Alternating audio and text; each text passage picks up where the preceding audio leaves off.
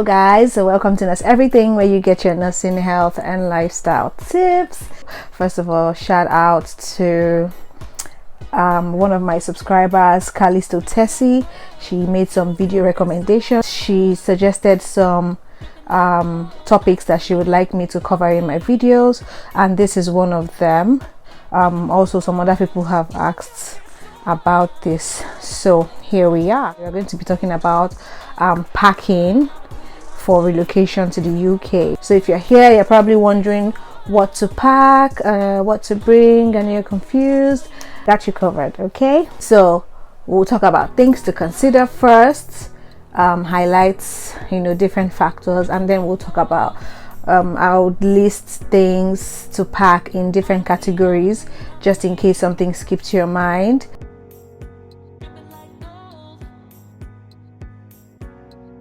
I don't know if I'll be able to post. If you're subscribed to my channel, you might be able to see that my community feature has been unlocked, so I can drop some posts here on YouTube. So I might put some screenshots of items to buy. If you want that as well, you can let me know, but I think I'll do that. Yeah, let's get down to it. Baggage allowance is simply how much luggage you're allowed to carry on your flight.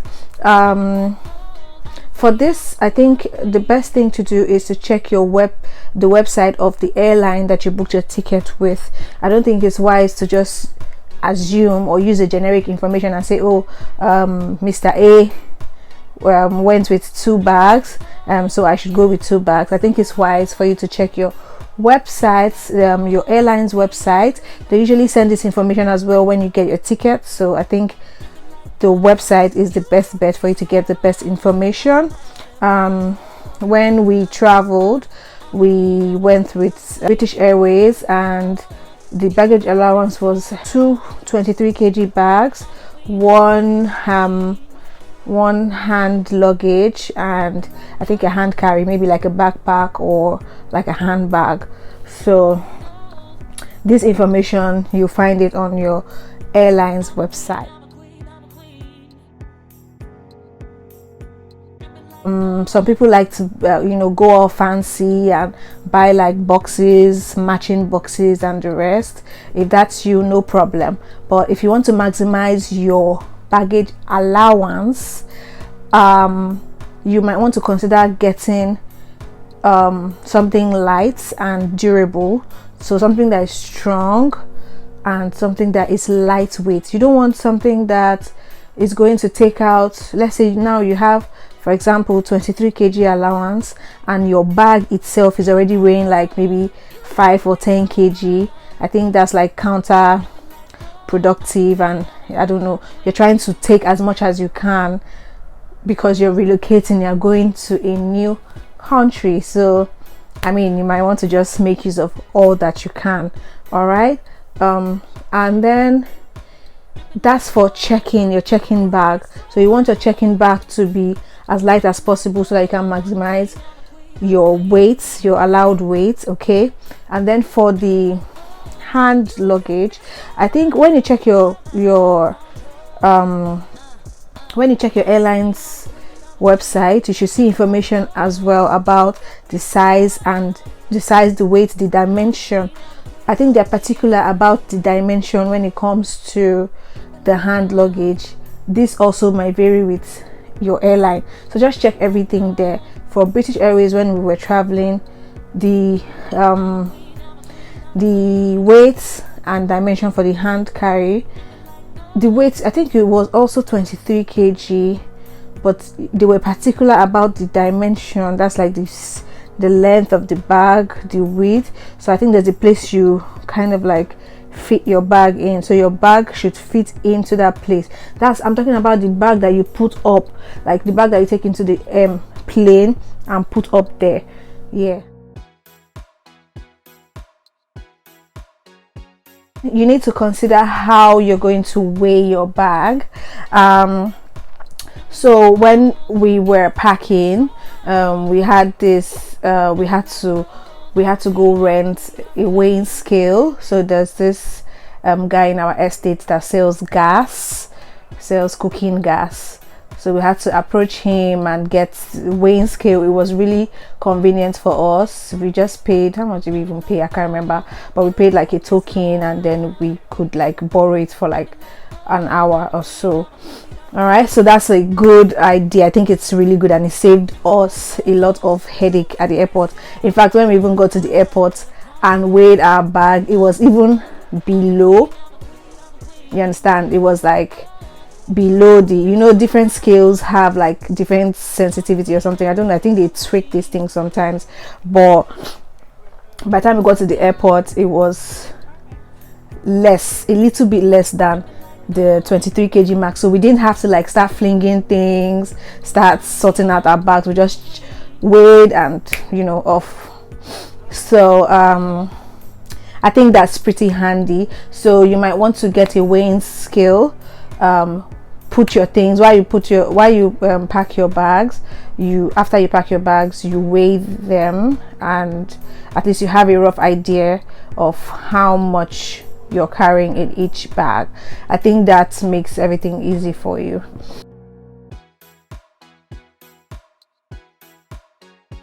So I think it's important to consider the weather as at when you're traveling, because this might affect what you pack and what you don't necessarily need to pack. If you're going during winter, you know that you need to pack more of like, you know, turtlenecks, sweaters and winter jackets, things like that. So that might affect what you need to pack more of, or the kind of clothes that you need to pack. Then if you're going during the summer period, you might not necessarily need to take much jackets. You just need, you know, maybe one or two, depending on what you like. But at least you consider the weather and know what you need to take more of. Okay, something that is going to serve you for that initial period, and you don't need to go spending to buy, you know, more of. I don't know if that makes sense.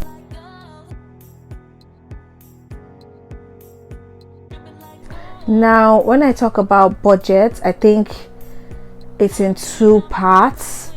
One, you need to consider your budget as at now. Like if you're about to travel, how much do you have? Like how much do you have to spend?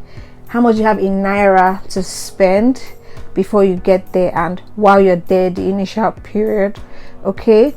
And then the second thing is how much you think you're going to have when you get there. Maybe how much, if you're going based on employment. So if you're employed, as most nurses will be employed before getting there, and they might hope to receive their first salary the following month.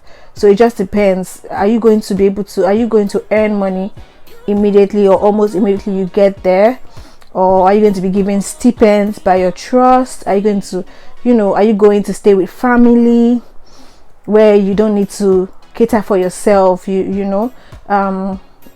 I think you need to consider these things because they will affect what you need to pack and what you don't need to pack.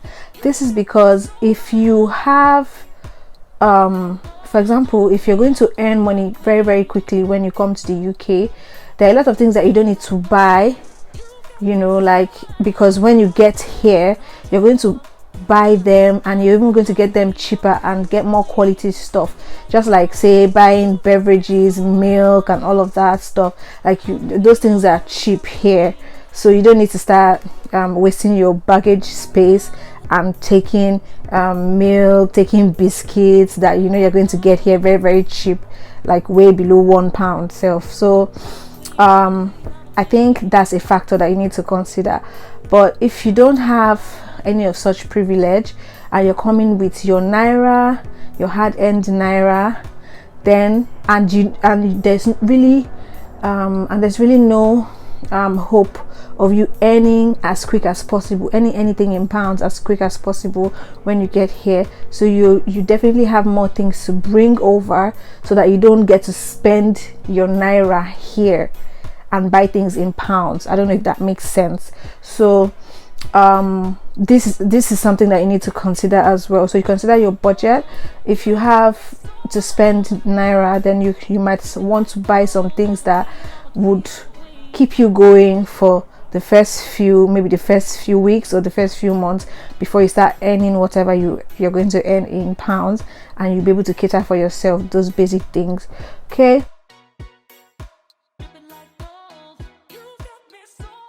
Where are you going to? Where in the UK are you going to be staying? Because UK is quite big. UK is a combination of 3 countries. Is it 3 countries now? Yeah. Okay, so it's like you have different parts. It's just like the way in Nigeria we have the east, we have Lagos, in the west we have the north, and all these different places have their characteristics. They have different way of life. There are different factors governing, residing in these places. So it's the same thing here. If you're going to pack your things, you need to consider where you're going to in the UK. If you're going to, if where you're going to is culturally diverse, you need to consider this as well. What I mean is, if you're going to a place where you have a lot of Africans, you have a lot of Nigerians, you have Asians, you have different people. So in places like that, there's more likelihood that you're going to find like African stores, Asian stores for food stuff. You have more of that in such areas. In fact, it's going to be like a regular thing. You can just, when you go to one of the places, you just find like 3 African stores there. You can even be selective and say, oh, I don't want to buy from this shop, I want to buy from this shop. If you live in London, you're not even going to have an issue buying African food at all. If you live close to London as well, it's the same thing. But if you live in some places, maybe like countryside, all these places that you have more of like white people, that's all the kind of places that maybe if you're walking on the street, you're the only black person there. Places like that, you might not really find much African stores because they won't actually have a lot of black people there, so you will not find a lot of African stores there. So maybe your options might be limited, although there are some online African stores. But I'm just saying that you need to consider these things when packing. Okay.